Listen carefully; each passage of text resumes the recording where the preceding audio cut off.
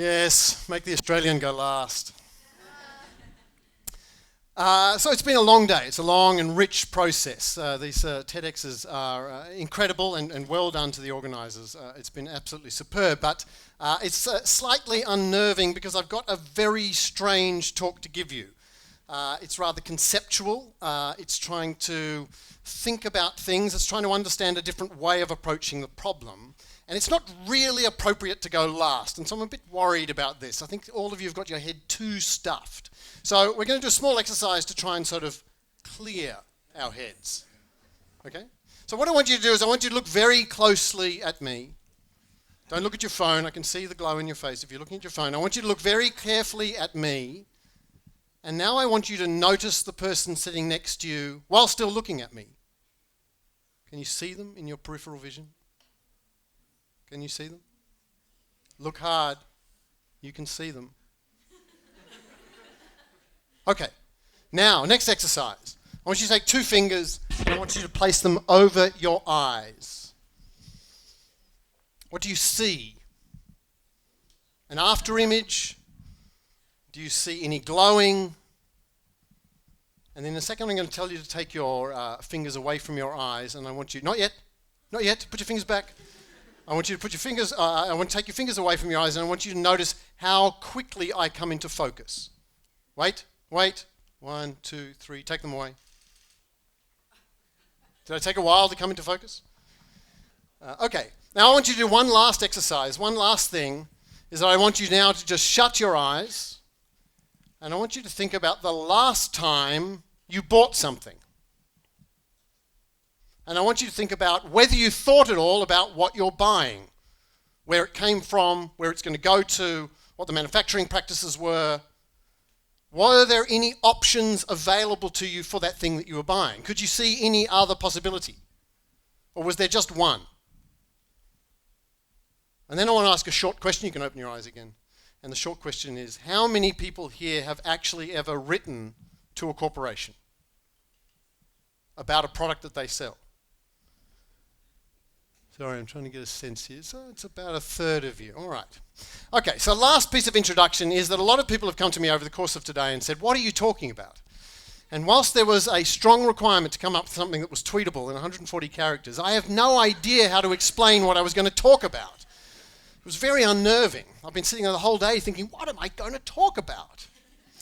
And then I realized I'm talking about shadows. That's why I don't know what I'm talking about. I'm trying to glimpse something which isn't actually there yet. Or I'm trying to glimpse something that was there. I'm trying to glimpse the trace of something. I've got a kind of idea, an idea that I want to share with you and get some feedback on. So in a way, I think what I'm actually doing is a kind of pitch. It's not a particularly coherent pitch. It's not as short as an elevator pitch. It's not going to be as clear. But I'm going to pitch something, and I'm going to pitch something to do with how we begin to put pressure back on business to be more sustainable, to be more socially sustainable. I want to ask why they don't feel this pressure. Because I want to ask how many people here actually want to buy products that are produced in conditions that enslave the people who produce them. How many? Oh, a couple of you do. Whoa. You might have missed the negative in that question. It was a very convolutedly conveyed question. I apologise. Yeah. No, you do not. No one wants to. Yeah. That was the correct answer, right? The correct answer is no one wants to. And yet we find ourselves doing this all the time. And so I wondered what these channels are. We have these kind of market systems in which we are supposedly giving information back to corporations and that they are responding to that market information. And yet we're in the situation where we now know that they are just not capable of doing what it is we want. And so we need to begin to shadow them. We need to begin to put pressure on them. I'm taking a bit of inspiration from Occupy Wall Street, and in particular from the librarian of Occupy Wall Street, literally the Zuccotti Park librarian, and the T-shirt and the slogan on the T-shirts. I don't know how many people saw it. It was the slogan that went around for the May Day March, the general strike that was attempted to be called and didn't really work. But the slogan comes from Bartleby the Scrivener, and it is, I would prefer not to. Have people seen this pasted up? We just had a presentation about pasting. Have people seen this pasted up and around? And I want you to think about that phrase, I would prefer not to. And in particular, I want you to think about the would. It's a very weird moment in our grammar. Does anyone kind of know what that word is actually called? So it's the subjunctive, it's the conditional. I told you it was going to get very heavy for the last talk of the day. I could have really called this designer grammar for social impacts, but then no one would have come, everyone would have just gone straight to wine. So I want to pick up something about this, and I in particular want to talk about not what designers can do. We've heard lots of presentations, we've seen TED Prize winners talking about what they do. It's fantastic, it's inspirational, but it's not what most of us can do most of the days when you shut your eyes and think about whatever product you're about to buy or did just buy. I want to try to think about the everyday ways in which we can occupy. This was a simple example of someone saying, this is what you should do whenever you get offered a credit card, right? You should occupy that. And a little strategy about how to actually send it back to the bank and give them a little note saying, in a way, I'm resisting this. I'm making you pay the postage. Right now, we need to send as many letters as possible. US Post is, right? So send your letters back. So it's a good double benefit here. So I want to try and get to this everydayness, the kind of everydayness that Robin began the day with in some ways. And I want to try and get to this. How do we begin to actually deal with this dilemma? This is a chicken and an egg. Not sure if you're aware of it, my graphic skills aren't so good, but this is a chicken and an egg.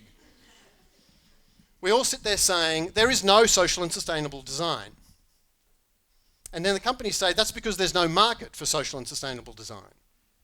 And then we say, well, there's no market because there are no products in social and sustainable design. And they say there's no market. And so we just keep going until we melt ourselves out of existence. And so I want to try and work out how we can begin to create a channel, a space. And I'm going to talk to you a bit about what I think is the problem, the quite conceptual problem, and then I'm going to have a very crude kind of answer. But it's a sketch, it's a shadow of an answer, and I want to see what you kind of think about it. Okay. So what happens when we buy? What happens when we actually go and buy stuff? Why do we buy stuff? Let's say there are two answers generally. Supposedly at some point we see an advertisement and we go and buy stuff. But in fact, one hopes that what is actually going on is that we have a problem. And this problem is what causes us to go and buy stuff. And sometimes we think that having the problem in going buying it is authentic buying, and the one that comes from advertising is inauthentic. And this is the problem, that we are constantly being told that we want the kind of stuff that Alan showed in his talk, and we don't actually want it. We don't have that problem. Sometimes these things kind of work together. Sometimes I have a problem, and that makes me very receptive to seeing the advertisement. Most of the time I'm totally ignoring all those Google ad placements, even though they've got great metrics identified exactly for me. Quite strangely, they're always telling me to take a degree at the new school where I work. So there's obviously something going wrong with the metric there. But so normally I ignore them, but all of a sudden when I'm suddenly in the market for a hammer, and for some strange reason I wrote an email to my mother about the fact that I want a hammer, and hammers start popping up, then the advertisements are useful. So this sometimes happens. Occasionally, it works the other way around. So occasionally, we see an advertisement for a product, and the product is so amazing that we think, oh my God, I have that problem that solves, and I didn't realize it, right? Pouring beer straight down my throat. I didn't realize I had that problem. And so this is why we kind of buy stuff. I want to focus on this side, on the kind of authentic side of when we have a problem and we think we need to kind of go and buy something. And I want to ask, how many times have you actually had a problem and gone to the market to try and get something? Have you found exactly what it is that you needed?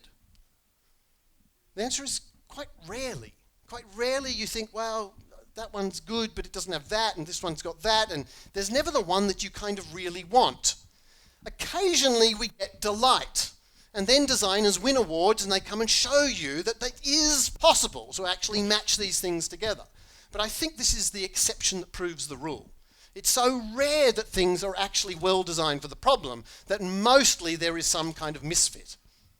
Why is there a misfit? And this is also why I kind of recommended reading Shoshana Zuboff's The Support Economy. It kind of documents that this misfit is, well, obviously the product is also fitting with the business. The business has a business model. It has a whole bunch of tooling that it has to kind of fit with. It can only make certain sorts of things. So we can't meet you exactly because it has a particular infrastructure. And plus, it has a particular picture of who you are, a very generalized picture. It's no good making a product for just you, unless you're Spencer making it for very small markets in that particular case. Though maybe it will bloom one day. So it's very difficult to make it for individual people. It's not a good business model. So you have to make it for lots of people, which means it's never going to be that good for you, and it's never going to be that good for you, and it might roughly fit you. So this is the kind of compromise. The entire of the system that we have delivers compromise. So whenever some neoconservative comes to you and says, the free market is a very efficient way of resourcing our society and meeting our needs, say, I don't think so. Or rather say, I would prefer not to. It's always a compromise. Now, that compromise is just purely in terms of the kind of functionality of this particular situation. What happens when we start saying, and I also want it to be produced in socially and ecologically sustainable ways? How do I begin to actually get my values communicated to business? And that's the problem that I want to focus on. It's the problem of consumer citizenship. Increasingly these days, we have no agency whatsoever, not just as designers, but as citizens. Politics is something that we relegate to one day every 4 years, and then we get a dysfunctional Congress and Senate for the rest of the time. All the rest of the time we are buying, and that buying is a political act. We now know it because people are telling us all the time, be very careful about what you buy. But I'm saying that there is a problem with this. We don't have enough space. How do we get political into this particular domain? So I think the first problem is, what is it that we're actually trying to understand about the gear? What is it that we're trying to see? And I think in many ways this is a shadow. It is a shadow that we are not very skilled at seeing or knowing how to particularly deploy. We don't know where things are made, again, unless Spencer shows us a film. We don't know how they're actually manufactured. We don't understand who made it. We don't actually see the fingerprints of the workers on the product. This is basic Marx, by the way. The product has to literally be alienated from the worker so that you don't see their identity for it to then circulate in the world. It can only have an exchange value once it's actually eliminated its labour value. So this is a shadow that's very hard to perceive. And then there's all the futural shadows. What is going to happen to Spencer's bags? I'm sorry I'm relying on Spencer as an example so much. What's going to happen to Spencer's bags once they are no longer... They look like they're going to last a very long time, by the way. But let's say that at some particular point they are no longer functioning. What's going to happen to them? What do you do? Is that infrastructure in place? Now, only designers know the answer to these sorts of questions. So this becomes the difficulty of trying to say that consumers should be thinking about this. And then there's all the other issues, not just what was or what will be, but also what could be. No one other than a designer understands that what is in front of them right now is not the best of all possible solutions. How do we begin to see this subjunctive, this conditional, what could or would be? These are the kind of shadows that need to begin to be communicated, that people need to understand. It's very difficult because we humans are keyed in to only seeing what is here now. We live in the present indicative. We see this product. It's very difficult to discern its rucksack, its footprint. And so this becomes the first kind of challenge. But I'm not going to deal with that challenge. I want to deal with the next kind of version, which is, okay, let's say we did want to start to communicate this to business. What is the channel of communication to a business? How do you actually go to a business and say something like this? Now, businesses, we are being told these days, are people. Corporations are people. Remember that.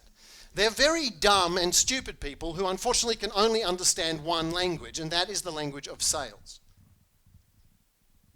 This is the only on-off switch in their kind of digital communication. The problem is that if I don't buy a corporation's product, that silence doesn't say anything to them. It might say something to them in a long time in the future, but unfortunately at that point it won't have enough kind of force. Again, this is a shadow conversation. How do I, you know how you sometimes snub somebody, you don't really like them, and you decide, right, I'm going to ignore you, give you the silent treatment. Is there anything more infuriating when they don't realize that you are giving them the silent treatment? Right? That is every corporation in the world. They don't realize that you are not buying their product. Sometimes you actually do buy their product, but you buy it not for the reason they think, not because you think the product's wonderful, but because it was the only one on the shelf.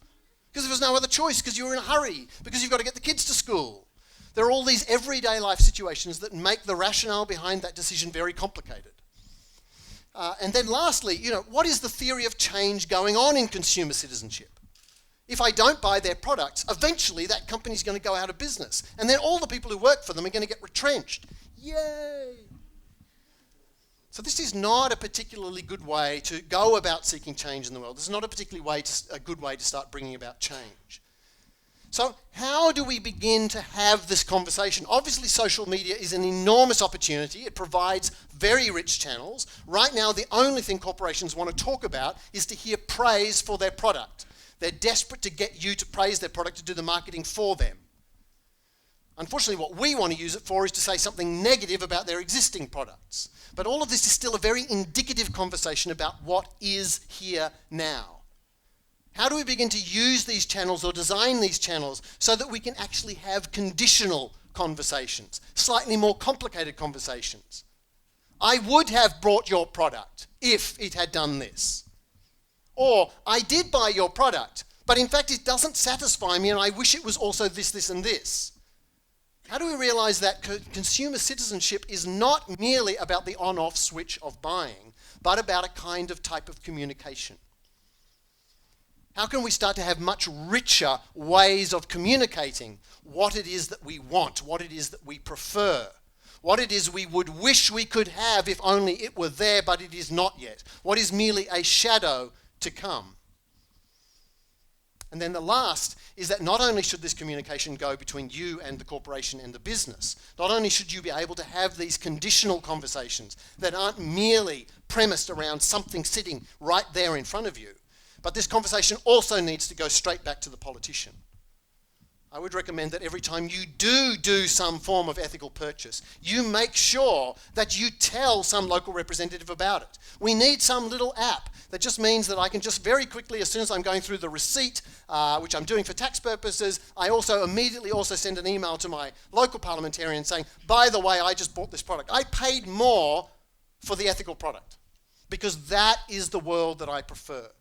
That is the situation that I am hoping to move for. I am going to shadow you around the world until we start to get to what I actually value and not tolerate what is simply given to us at the moment.